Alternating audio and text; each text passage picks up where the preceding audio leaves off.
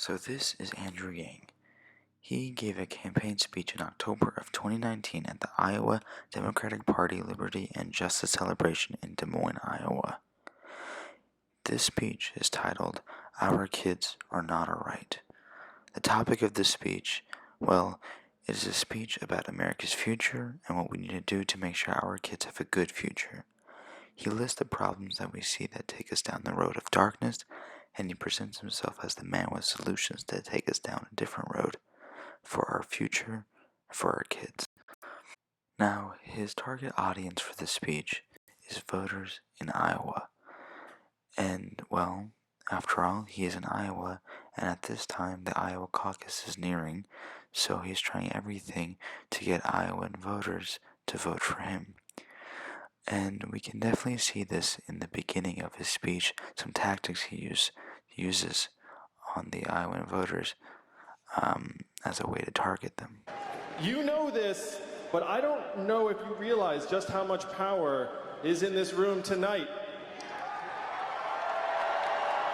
I did the math, Iowa. Do you know how many Californians each of you is worth? 1,000 Californians each.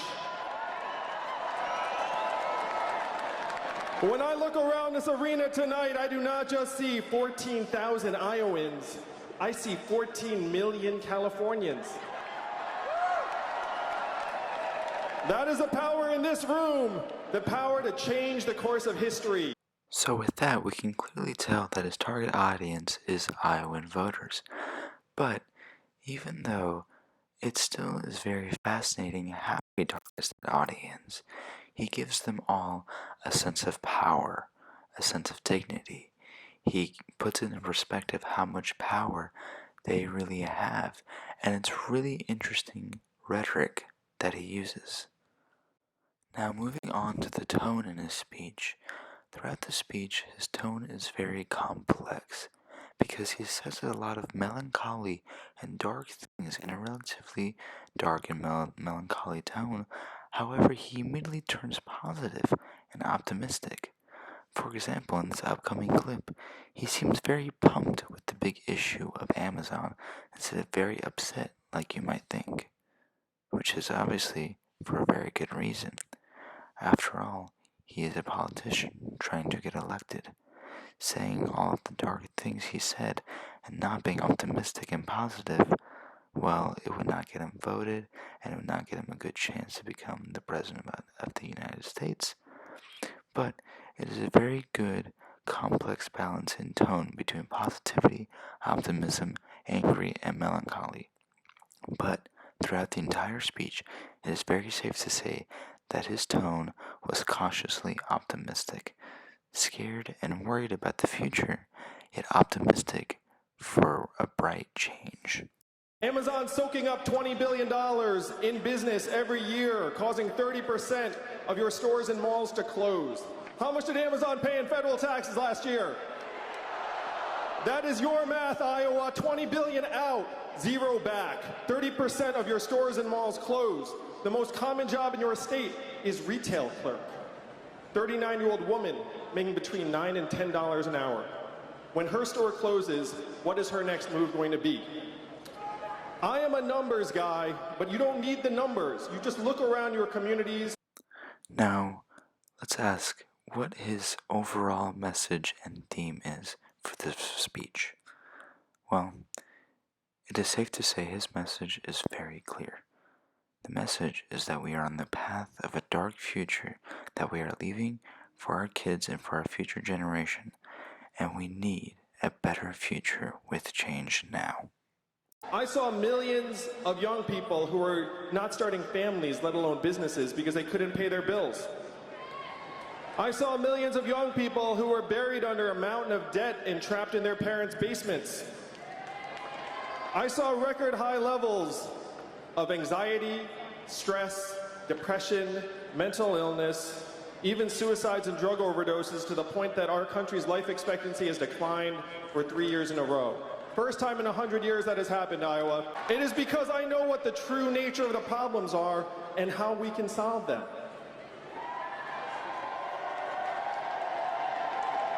And it is up to you to take these solutions to the rest of the country to present a new way forward as fast as possible. Now, what is this new way forward? What is the vision? If you've heard anything about me and my campaign, heard this. There's an Asian man running for president who wants to give everyone $1,000 a month. A very clear message. He outlines all of these horrendous problems, and now he has a vision for a new way forward. That is his message. And we can see at the end of that last clip, his new way forward was UBI, which leads me to his bias. Now, he for sure has a lot of confirmation bias, as a lot of politicians running for president usually have. He has so many statistics and facts throughout this whole presentation, and especially he has them for UBI, his main solution. And with his anecdotes and other facts that he says for UBI, he obviously is a great believer in UBI, and because of that, he will have confirmation bias and possibly withheld information that might go against UBI. For example, he talks about Alaska and gets really hype about how they have UBI over there. However, he does not give any analysis to that fact other than Alaskans are, they're happy. And he does not provide any actual factual data that Alaska and its people are happy and that the economy has drastically improved because of UBI. This could also be called selection bias. So that is mainly what we see with Yang's speech. Confirmation bias, wanting to push UBI as much as possible with only facts that would help it, and selective bias, with data and other information being chosen or withheld subjectively in the end to push for UBI. Congress, the U.S. House of Representatives passed it twice in 1971, and 11 years later, one state passed a dividend where now everyone in that state gets between $1,000 and $2,000 a year, no questions asked. And what state is that? And how does Alaska pay for it? And what is the oil of the 21st century, Iowa? Technology, software, self-driving cars and trucks. Now, ethos, pathos, and logos. How does Yang use all these rhetorics in his speech?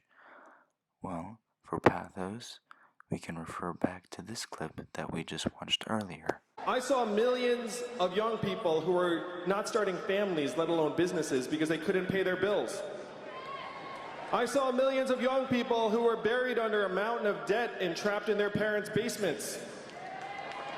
I saw record high levels of anxiety, stress, depression, mental illness, even suicides and drug overdoses, to the point that our country's life expectancy has declined for 3 years in a row.